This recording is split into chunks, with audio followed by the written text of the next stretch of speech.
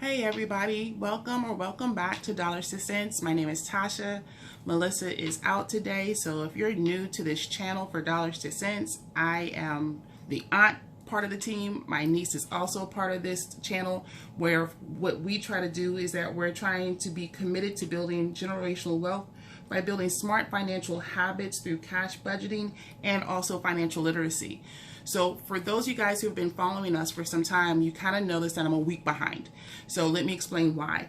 Earlier this month, actually this day that I was going to get the money for my upcoming cash budget video, I realized that there was a fraudulent charge on my account.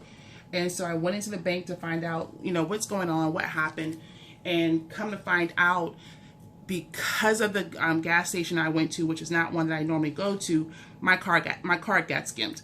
And this is not the first time, unfortunately. It's the second time for the same bank. So I kind of know the process. I know what to expect, but it's kind of frustrating because now my account is frozen. But before I had to have them freeze it, I did take my money out. But I just haven't had time to really do this video because I was dealing with that more so.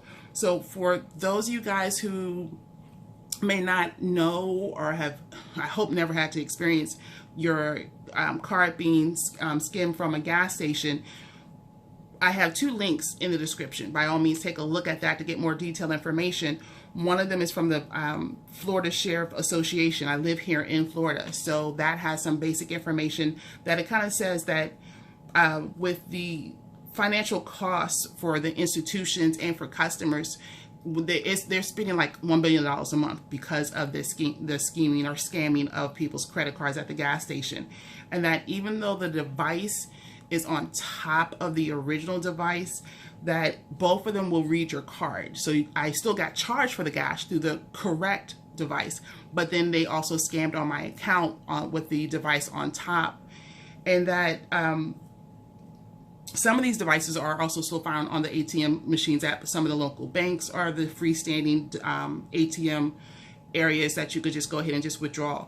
So just be mindful of that. Some of the things I'm learning to make sure I pay attention to is that when I go, I'm going to definitely either go inside or use the touch pay or just jiggle the device. That's one of the recommendations that they said. Jiggle the card device to see if it moves, to see if it lines up with everything. Also compare it to the other, I guess, devices from the other pumps to see if they're the same. And if not, definitely don't use it. Definitely go, like I said, pay inside. Use either your credit card or use your chip. And definitely avoid utilizing your PIN. I do know these two times I did use my PIN because I was probably not paying attention and thinking of something else. And I definitely put my PIN in.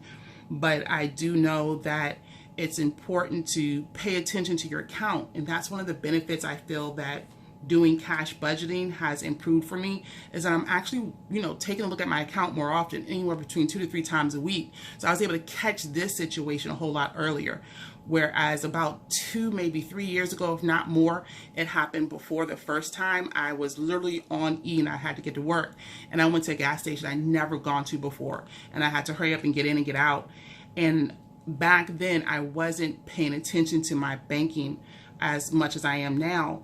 And it probably took about a week or so before I realized it. And I only realized it because I had to order a book for my class and I couldn't pay for it. And I'm like, that's crazy, because I had all this money in the account. They literally, y'all, they wiped my account out. And this was a couple of years ago. I had no money. I couldn't even afford to pay for my $40 textbook. And so that started the first episode of, getting scammed at the gas station. So be definitely diligent, you guys, when you're out there. I also put another link to another resource through Lending Tree, and that was really interesting because I found some information about how we as different generational groups handle cash skimming, or how we handle paying at the pump. Whereas they did a survey back in 2018, they surveyed 1,000 people, and they said 15% of those that were surveyed reported being victims of the cash skimming scheme. And then 43% of that 15%, only 43%, not even half, decided to change their ways of how they were paying for gas going forward. They also provided some insight on how the different generations have been affected. And so out of that 1,000, they identified that 21% of those people surveyed were millennials that reported that they were schemed at the gas station. Then 15% of Generation X, which is my generation, and only 8% of baby boomers. So it's kind of increasing from generation to generation. So just be mindful, if you're a current gen and you have your next gen, no matter how old they are, kind of go over this with them and talk to them about being protective of how they're paying at the pump.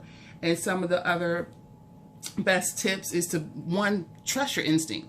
I know I came to a gas station before and it looked really just sketchy, and I just kept driving and I went someplace else and I didn't use it. Definitely pay with your credit card.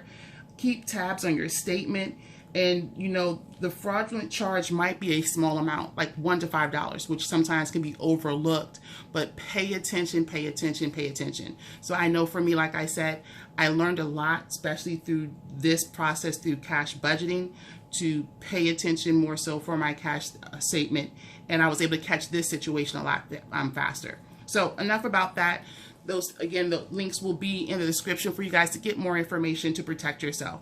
So today, I'm not going to cash stuff for everything. I'm hoping that my account should be unlocked by next week to get the additional money out for my long-term sinking fund. So I'm not going to budget or cash stuff for this today. I will go ahead and cover for my bi-weekly expenses and then my 6-month sinking fund. Now with my bi-weekly, it's already been a week in, so I only have one more week left for this amount, so I will not have all the total cash coming in because I did spend some of it, and I'll share that with you too. So this time, I actually move things around. This time I did take out $350, but like I said, I spent some money this week, but it's crazy because this money has been sitting here and I really haven't spent as much as I really thought I would, but in some areas I did, and you'll see in just a minute.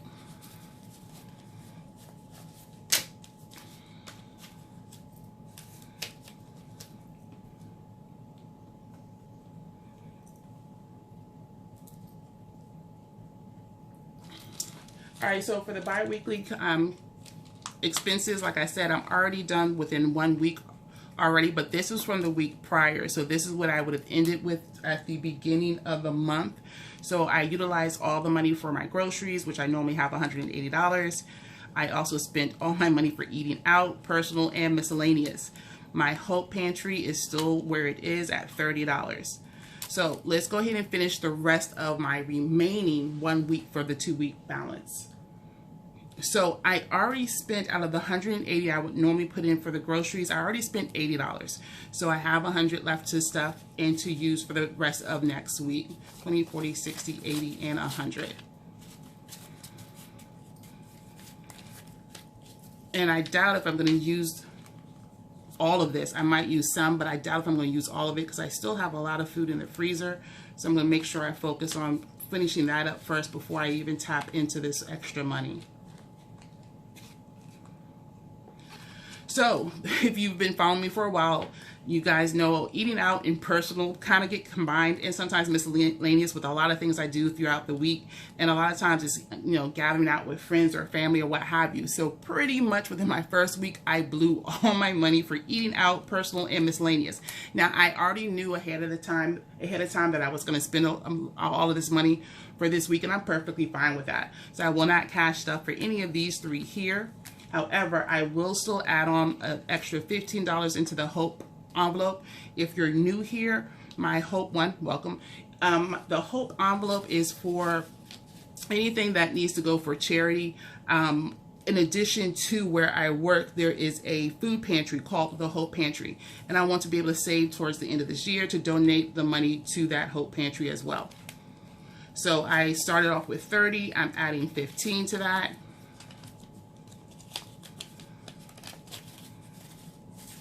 Oops. My grandmother always said, put your bills the same way.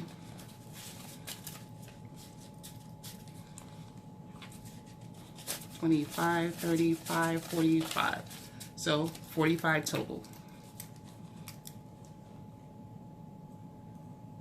And today is the 11th.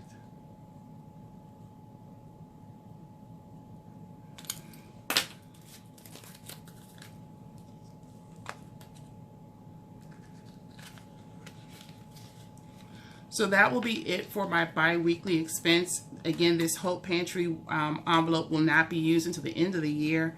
But for right now, all I have for anything until the end of next week is pretty much $100. And I should be fine with that. Up next is my short-term sinking funds. These are the things I'm just trying to save for and use as I need it. So for my car maintenance, it's going to get $25. I currently have 30 in there at this time.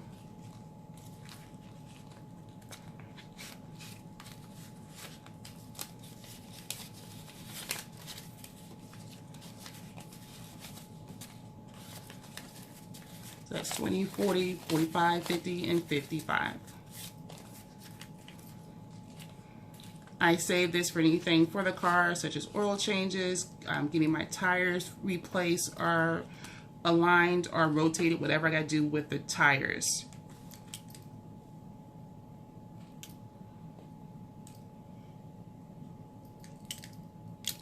Just that quickly, yep, 25.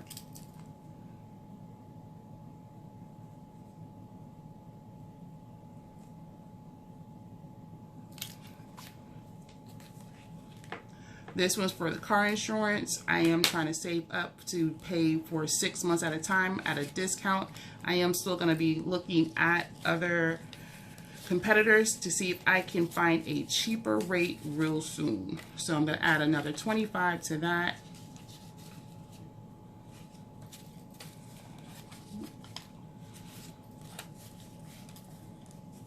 And the 5.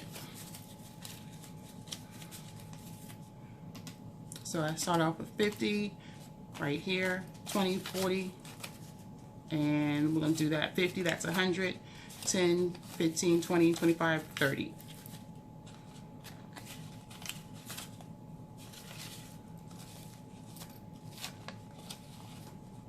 There we go.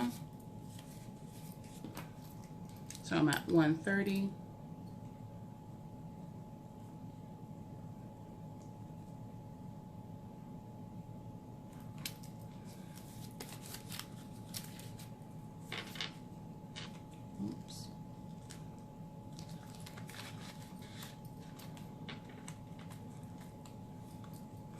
And that'll be that for this binder. And lastly, I want to do some cash stuffing for the 100 envelope challenge.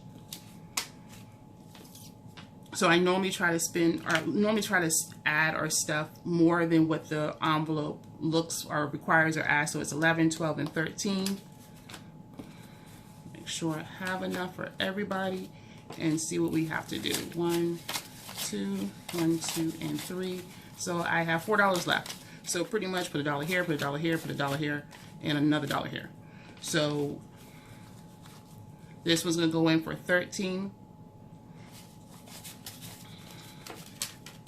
And I'm hoping to be done with the challenge, the 100 envelope challenge, by, let's say, hopefully by the summer next year. I mean, there's no hard goal, but it's nice to have a soft goal. If I make it, great. If I don't, it's not the end of the world. This one has 13. They both have 13. So at least it's $1 more.